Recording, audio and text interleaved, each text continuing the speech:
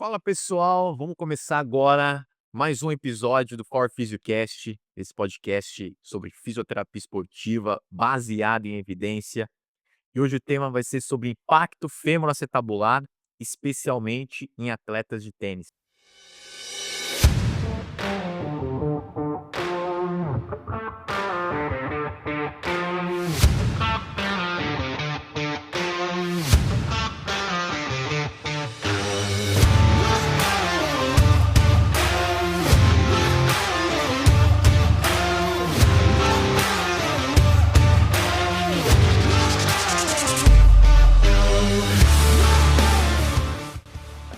Então, mostrando em tempo real como funciona a interação com esses agentes, tá? Eu coloquei aqui que eu sou Lucas, fisioterapeuta, e perguntei se ele conseguia me ajudar com uma reabilitação de manguito rotador. Aí ele questionou se era um caso pós-cirúrgico ou conservador, qual o mecanismo, qual o tendão específico, para ele me dar uma resposta mais assertiva, e ainda comentou sobre um protocolo publicado pela JOSP, uma diretriz clínica. Eu falei que era um caso conservador de tendinopatia de manguito. Ele me passou inicialmente um protocolo base baseado na pergunta que eu fiz, nos dados que eu passei, fase inicial, fase progressiva e fase avançada, me deu todas as referências, e quando eu pedi para ele detalhar, ele passou exatamente a dose de exercício baseado na irritabilidade.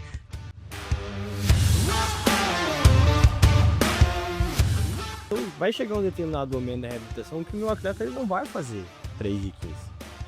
Vai ter um momento da semana que ele vai vir para a sessão e a gente vai trabalhar blocos de 4 a 5 séries de 2 a 4 repetições.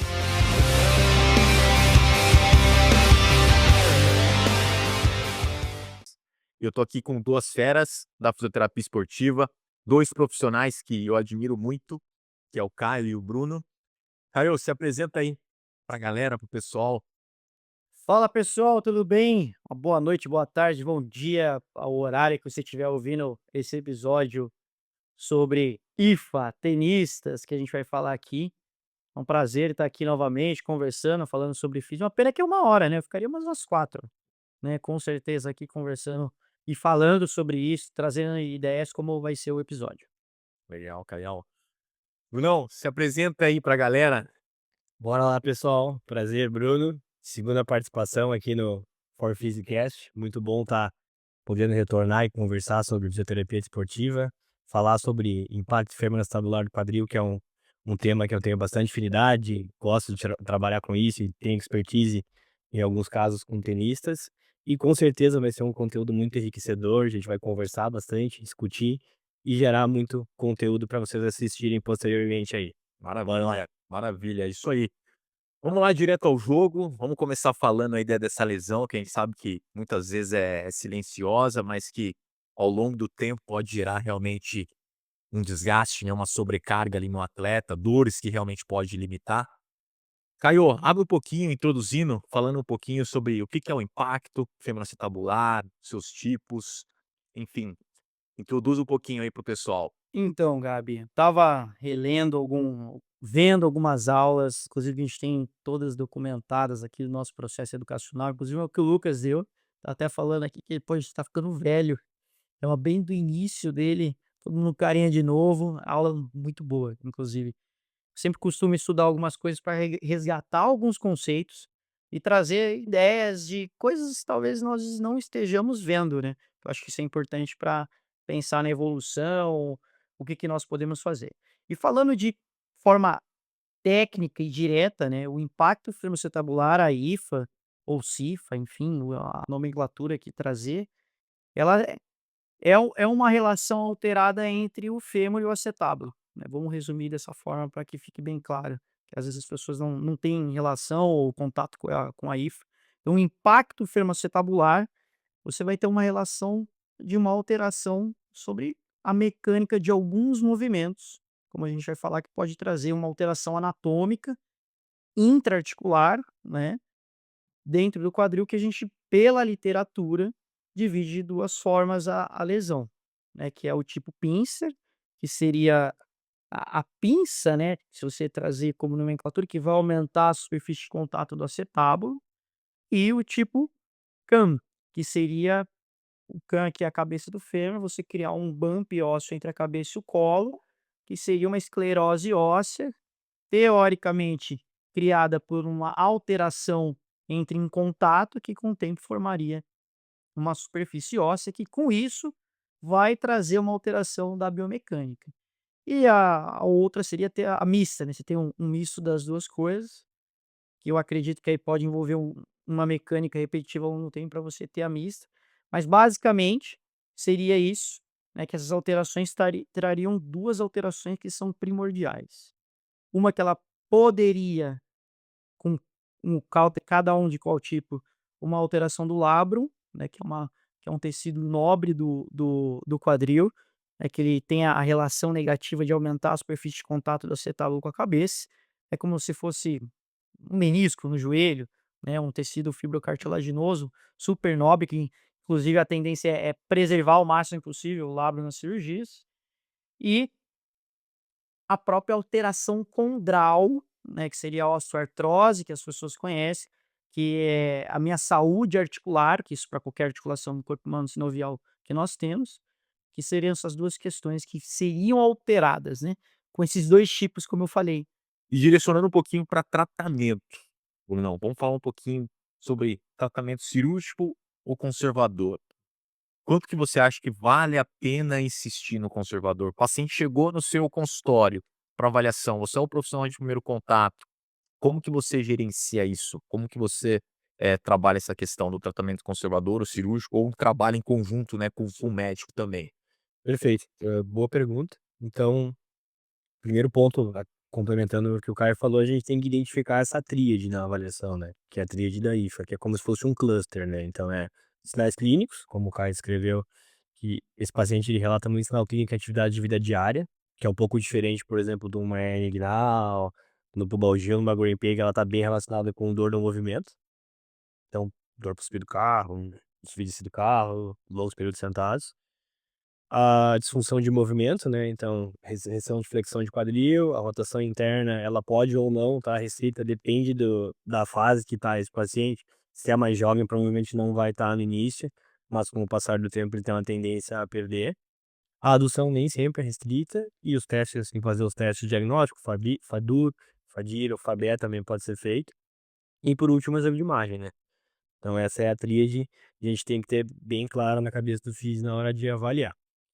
E aí, quando eu tenho diagnóstico, eu tenho que ter o cuidado que o Caio complementou bem, que tem alguns pacientes que são assintomáticos. Então, esse paciente que é assintomático, mas ele tá com queixa no quadril, eu vou procurar por queixas extra-articulares. Então, se esse paciente tá com uma sobrecarga na região do tendão adutor, se ele tá com uma sobrecarga num flexor do quadril, por exemplo, no psoas, ou se esse atleta tem uma condição mais médio-posterior de sobrecarga nos glúteos. Então, se eu conseguir identificar isso, fazer uma boa anamnese, reproduzo os testes de força com dinamometria, e eu começo a ter uma associação na minha rede de fatores de risco que me indicam que esse paciente tem sintomas mais extra-articulares, e eu vou comparando com o outro lado também, esse é um paciente que ele vai ter uma grande chance de ter o perfil de fazer o tratamento conservador, como a primeira escolha de tratamento. Óbvio que eu tenho que levar em consideração outros fatores. Idade, histórico de lesão, é o primeiro aparecimento da queixa ou não, qual é o nível de atividade que esse cara realiza, então é o atleta de alto rendimento, não é, é recreacional, tudo isso vai me direcionar para qual caminho eu tenho que ir. Por exemplo, a cirurgia, os protocolos de cirurgia para critérios de indicação da IFA, ele não é tão conclusivo como nós temos, por exemplo, para lesão de ombro, uma lesão de supra, ou uma lesão de SLEP, ou a própria recomendação do LCA. Então, ele é uma combinação da expertise dos profissionais que estão juntos, médico e fisioterapeuta, junto com quem é o candidato, né, quem é o paciente. Então, ela não é tão simples de ser tomada para qual caminho a gente vai. Uhum. Para a questão do cirúrgico, hoje tem algumas indicações que estão ficando um pouco mais claras para esses pacientes de alto rendimento. Então, por exemplo, paciente que 18, 19 anos, tem sintoma há mais de 6 meses, o médico pede a ressonância, já tem lesão condral, já tem lesão labral, é um cara que tem volume muito alto. Provavelmente esse paciente não vai responder tão bem no conservador. Então, tem que achar o time de quando fazer, porque ela é uma lesão que tira bastante tempo do treinamento, né. Então, protocolo médio de 6 meses para o tênis. Para algumas lesões que não envolvem, por exemplo, fosse um corredor que optou por fazer, o retorno é mais rápido. Mas um esporte que é estritamente quadril, com muita energia, dos movimentos, de muita repetição, é um protocolo mais longo. Então, tem que ter esse feeling de quando fazer a cirurgia, porque ela é uma queixa que ela é insidiosa, né, tem períodos que tu tira um pouco a carga, melhora os sintomas, mas entra num ciclo da temporada que ele joga 3, 4 torneios seguidos, e aí o atleta ganha alguns torneios, encaixa uma sequência, e aí é um caos, porque ele joga e ele não consegue fazer os trabalhos preventivos, os trabalhos de força, então ele vai descondicionando ao longo do tempo, chega no quarto, quinto final de semana seguido, sintomas voltam. Então fica esse zigue-zague dentro do acompanhamento. Então o grande ponto, que é uma dificuldade, é achar o corte, e é aqui que vai ser feita a cirurgia. Então, é uma tomada de decisão que tem que passar por todos, pela família do atleta, porque normalmente se faz mais jovem essa cirurgia, né. Sim, Sim. Tem casos específicos que o atleta vai ter os sintomas mais longos. Provavelmente às vezes tem, mas a gente não sabe, né. sim, Muito sim. fechado o departamento médico do tênis, né. Então não é que nem futebol que o cara lesionou, o clube lança uma nota, determinado jogador teve uma lesão muscular, grau 2B dos isquiotibiais. O jornalista coloca no ChatGPT, o ChatGPT vai dar mais ou menos o prognóstico. No tênis a gente não tem essa divulgação de lesão, então tem aquelas que talvez tenha, a gente não sabe. Sim, sim. Então a gente tem esse conhecimento quando o atleta nos procura, né, ele é um esporte mais fechado mesmo. É Sim. um contexto bem complexo, Bem né, essa complexo. tomada de decisão. Acho que ficou claro para todos sobre isso. E uma coisa que a gente precisa monitorar também é o nível de performance do atleta, né. E Sim. às vezes, tudo bem, o atleta ele tem IFA, ele tá com queixa, ele tá sendo gerenciado pela fisioterapia, o atleta ele tá competindo, mas tá mantendo um nível de performance da mesma forma ou até superior. Sim. Vamos operar esse atleta agora, dessa forma que ele tá performando? Na minha opinião, não. Sim. Agora realmente é uma queixa que está realmente afetando a performance dele, né, e realmente ele está baixando o nível de performance. Opa, isso é algo que ganha um peso também na tomada de decisão. Então, É, é legal. importante a gente ter esse raciocínio, né. E tem um ponto que a parte médica fala bastante, a gente teve algumas reuniões com médicos aqui nessa questão educacional, e tem o timing que tu perde a cirurgia que eles falam, né, que é quando esse quadril já tá extremamente degenerado, já tem uma lesão condral extensa, o labro ele já passou por um processo de degeneração que tu não consegue mais suturar ali, então é aquele cara que é o prognóstico que tu vai tentar alongar dentro da atividade e preparar, porque no futuro é um grande candidato a desenvolver uma osteoartrose de quadril e evoluir para prótese. Então também é outro fator de dificuldade, né, que é saber qual que é o timing para fazer a cirurgia para ela ser benéfica, né. Porque às vezes tu faz, o cara vai ter uma melhora de 6, 12 meses, mas ele vai regredir para a média e vai voltar a ter os sintomas, porque a lesão condral é gigantesca, né. Exatamente. Então tem esse Então, ponto que tem que levar em consideração. perfeito. Caião, que dica você daria para um tenista que está com dor no quadril? Direciona a sua fala para ele agora. Olha, eh, há tipos e tipos de tenistas, né. Vamos começar assim, eu já fui um, inclusive, por 2 anos. Inclusive é tão legal isso falar. Quando eu joguei o tênis, isso é muito legal para o físico que trabalha com o esporte, que é praticar o esporte. Você entende muitas adaptações do esporte. Fiz, para não ficar aqui ninguém dar risada, eu fiz 2 anos de aula, 2 vezes por semana de forma contínua e ganhei um campeonato. E a grande questão é Bom, sabemos contra quem você jogou, né. as adaptações que eu tinha. Eu tive dor no punho, pela força da pressão, que você até pegar o time da raquete, tive dor no cotovelo, muita dor adaptativa no tornozelo, meu pé não era adaptado, era saibro, né. Então isso, você começa a entender como você dor torácica, né, mas sim, fala dor, a dor é adaptativa, o esporte, eu não reproduzia nenhum movimento no meu dia a dia até então com aquela quantidade, é lógico que eu teria uma adaptação torácica, eu era físio e sou físio e entendia que aquilo seria um processo natural, né, então, eu acho que hoje um tenista como o Bruno atendeu, falando desse início precoce que tem o esporte. Cara, o cara ter o privilégio de ter um profissional como o Bruno é um privilégio, né. Pra mim é uma forma de retardar muitas coisas, tanto pelo aspecto não s não só de tomada de decisão, de achar os melhores caminhos, os melhores médicos, ajudar nas melhores condutas para a saúde do atleta. Vamos dizer que esse atleta prospere e vire referência no Brasil, pô, é uma facilitação de tempo e saúde absurda, né, pro praticante de atividade física, o tenista, que ele depende do próprio corpo dele, né, o ativo dele é o corpo dele.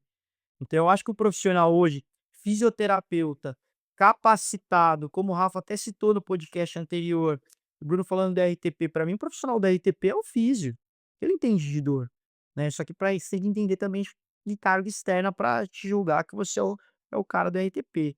O que eu tô querendo falar com isso? Então um fisioterapeuta hoje bem capacitado, ele tem a capacidade de te reabilitar, ele tem a capacidade de prevenir, ele tem a capacidade de te recuperar, o recover, né, com as condutas adequadas, e ele tem a capacidade sim de performar você. Porra, você quer o que você quer o que mais com isso, né?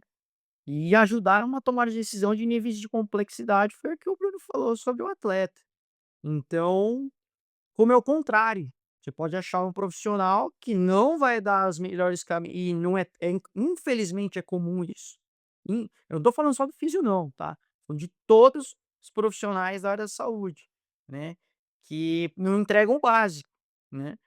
Que deveria ser da essência do profissional da área da saúde fazer o melhor para o ser humano, né, do outro lado. Então minha dica para o atleta é essa, tomara que venham o o fulano, não vou falar o no prospere, o João Fonseca prospere, né, e venham outros, né, que é bom para o atleta, que é bom para o físio, é bom para todo mundo, né, na verdade. Então a minha dica seria essa, até para Sem dúvida. o tenista de final de semana também, cara, ele não costuma se cuidar. É importante fazer um trabalho preventivo. E o trabalho preventivo, tenista, não é esse da academia nas máquinas. Tem nada a ver com tênis. Tem nada a ver. Nada a ver. O tênis tem outras demandas.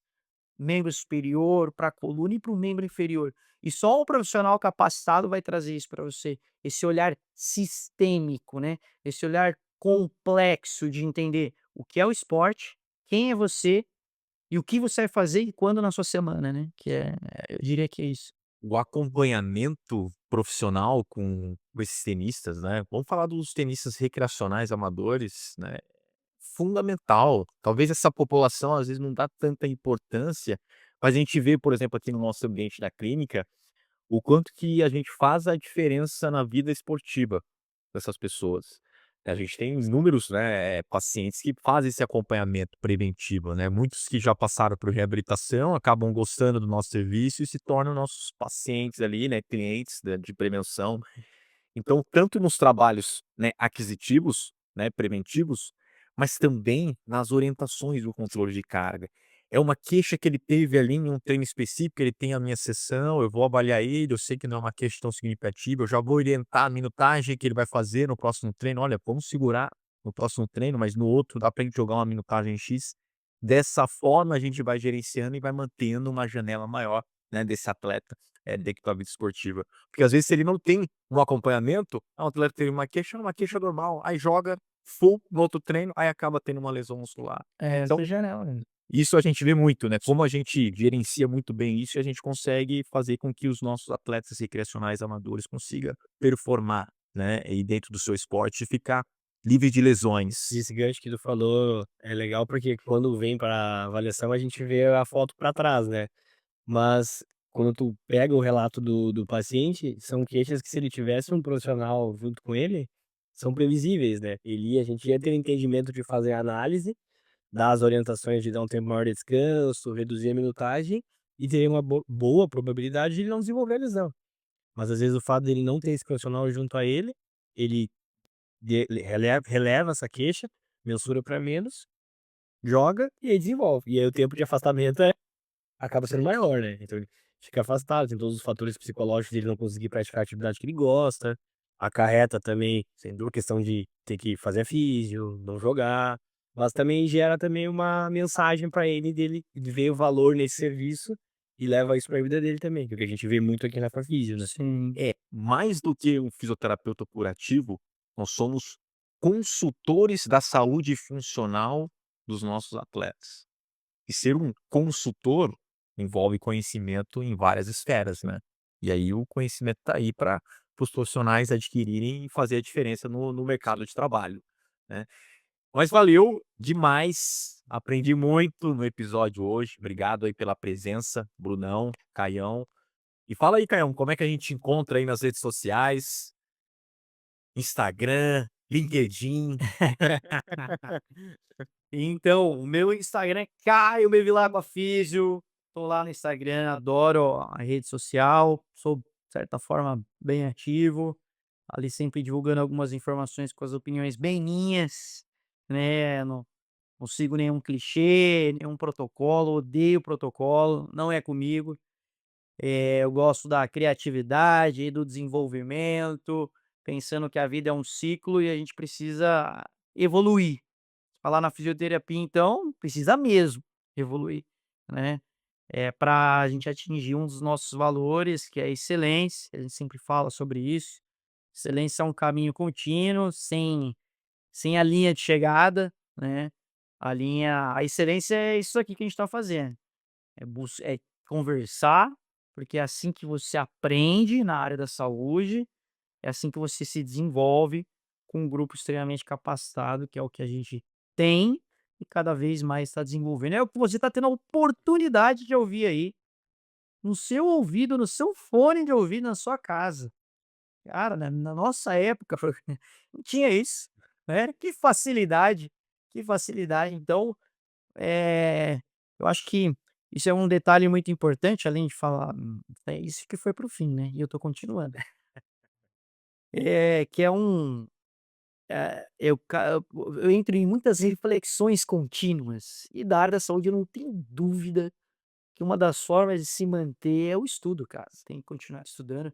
E o meu Instagram é para isso, para você continuar estudando, te incentivar a achar bons conteúdos, boas reportagens, e a melhor de todas que é a Farfisio Play, né, Brunão? Exato, exato. É a melhor de todas, tá aí, que vão vir vários outros temas. Perfeito. E você, Brunão? Bom, meu Instagram é b_maronese, com certeza não fico tanto no Instagram quanto o Caião, né, mais low profile, mas vou ver algumas postagens sobre futebol, sobre tênis, faço algumas postagens também de artigos científicos que tô sempre lendo, então isso, como o Caio falou, é essencial na vida do profissional da saúde que quer seguir melhorando. Então, a gente tá conversando agora e algum funcionário tá escrevendo algum artigo sobre futebol, sobre reabilitação, sobre fisioterapia, então cada vez ao longo do tempo vão saindo novos conteúdos, a gente precisa passar o pente fino do que é relevante e o que não é relevante, mas em linhas gerais, é isso aí, Físio. Então, desenvolvimento contínuo, em busca da excelência e em busca do conhecimento.